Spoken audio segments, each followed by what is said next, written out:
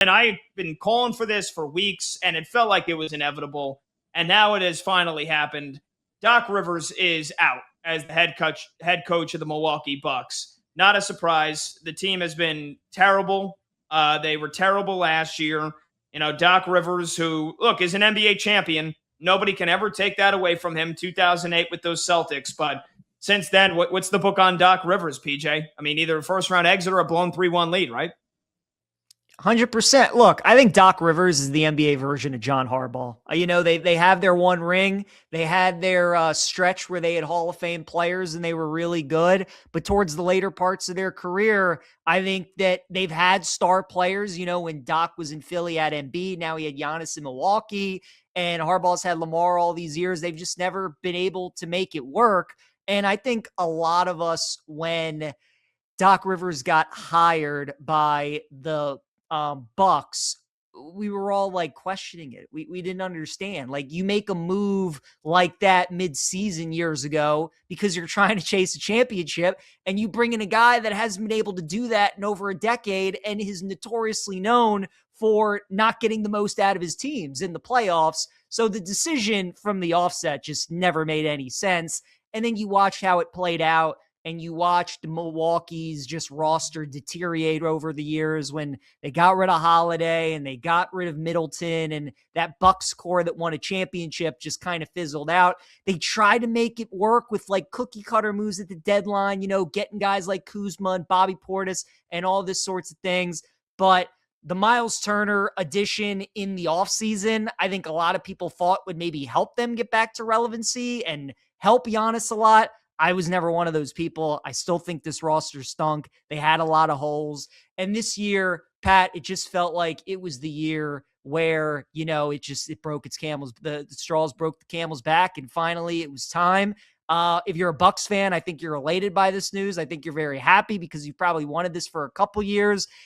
Giannis, what happens with him, we will see. But this is the first move of many, I'm sure, coming from Milwaukee, and a good one, because they had to get rid of Doc Rivers. They should have gotten rid of him a couple years ago, but they finally do it today or yesterday. Yeah, by the way, producer Brandon Combs writes in the show chat, 30 minutes in and PJ kills your football dreams. I'm a Giants fan, so you say you compare him to John Harbaugh, and I'm like, well, hopefully that's just what they've done before this season. Hopefully that's where the comparisons stop. Hopefully John Harbaugh doesn't come to the Giants. And, well, look, I guess that would at least mean he would get him to the playoffs, right? I'll take that. Doc Rivers was constantly in the playoffs all these years, even though it was, first-round exits, blown 3-1 leads. So, you said John Harbaugh, and Combs said, uh-oh, Pat. And I did think of it, but I was like, all right, I get the comparison. Harbaugh with the one ring and a lot of shortcomings in the postseason. Yeah, look, I mean, it was really a comedy of errors for Doc Rivers, right? I mean, he takes over to the Clippers in 2013, 2014, after Boston finally shows him the door. And he had a couple of 3-1 blown leads there. Then he goes to Philly, and it's like, all right, he's got this great, tremendous team headlined by Joel Embiid. It's the post-process era. And, they're a regular season tremendous team, but they lose in the second round. They lose in the second round. They lose in the second round. All those times. And then, yeah, like you mentioned, taking over for Griffin a couple of years ago, when Milwaukee just straight canned him very quickly, and then they don't make the play, or they make the playoffs and lose in the first round. And Doc Rivers, he's like, well, like, I don't even know what I was supposed to do, or he just made excuses from the start. Last year, Giannis was able to stay somewhat healthy. Then they still end up getting beat by the Pacers. And it just was constant excuse making. And then this year, Giannis picks up the first injury. There's been the cloud of whether they're going to trade Giannis or they're not going to trade Giannis over their heads all year. He gets hurt again. That was basically the death blow. This team was essentially done in January when he picked up that second injury. But yeah, I agree with you, man. They made a lot of tough moves. The decision to stretch and waive Damian Lillard's contract, at the time, I was like, all right, this is aggressive. If you can keep Giannis here and sign some other players, great. And then all they did was sign Miles Turner. That was basically it. And then Giannis gets hurt, and it's like Miles Turner has been rendered useless without another good big next to him. You look back at what he was with the Pacers, and damn. I mean, if there was somebody that benefited from great ball movement and guards that can really shoot and get him open, wide open for threes, then that was it, because Miles Turner was useless for most of this season. But again, which team is going to make the playoffs if a top 10 player on the planet misses 40 to 45 games? Not many.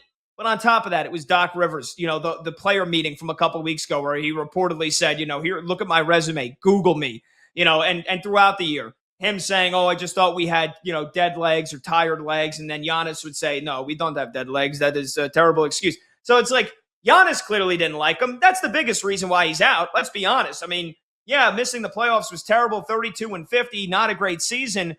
It's the fact that Giannis wants him out. And if Giannis said, you know what, I'm all in on staying in Milwaukee as long as you fire Doc Rivers, then that's one thing. But I think Giannis doesn't like him. And I think right now, the Milwaukee Bucks, the front office with John Horst, who I wouldn't be surprised if he went too because of the whole Damian Lillard thing. They're spending $20 million a year just to not have Damian Lillard on the team. And depending on what happens with Giannis, do they want this GM making a potential franchise-altering trade?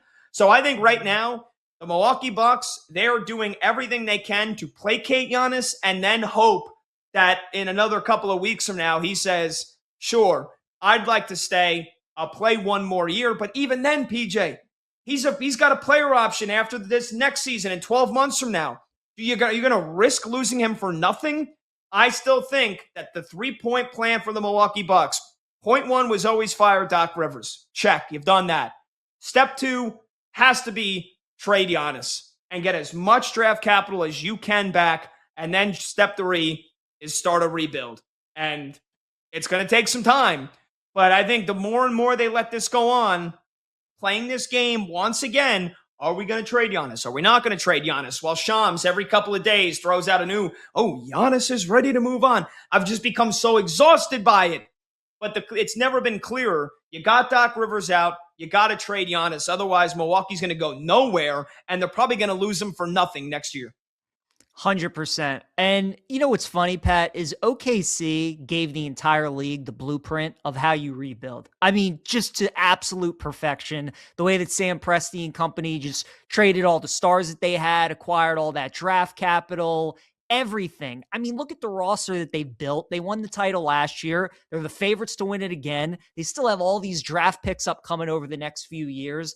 They are the blueprint of how to rebuild, and yet so few NBA teams are willing to execute it. They're afraid to execute it, especially when you're a team like the Milwaukee Bucks and you know that you're not a free agent destination. You know that there's a good chance in our lifetimes they're never going to have a player as good as Giannis again in that organization. So they're scared to part ways. You know, when you have a guy that has told you in the past that he's willing to commit and stay there and he's won a championship for you and you want to see it through, I get it. It's tough to trade him away. But like you said, I mean, from an organizational standpoint, like they have to, because you're just not going to get the free agent pieces that you need to in the offseason to build around Giannis to win a championship. And they've proven the last few years with their ability to draft players that they're not getting it done either. So you have to give yourselves as many chances as you can at draft picks so that hopefully you can eventually hit one of those guys. But yeah, I mean, like you said, Doc Rivers, step one, you got rid of him. Step two, they have to trade Giannis away. I don't know if they're going to do it because it feels like we keep doing the same song and dance for the last couple of years.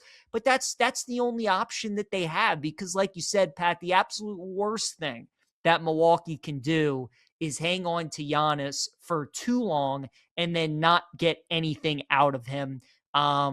Because, you know, eventually he'll want to go elsewhere or something will end up happening or, you know, he has an injury maybe and he doesn't turn into the player that he once was. So they have to get that done this offseason. They have to trade him away because that's the only option that they have left if you're the Milwaukee Bucks. Again, all these organizations, if your team's not good enough to compete for a championship, like what are you doing at the end of the day? The objective isn't to get the 5 or the 6 seed, right? The goal is to win a championship.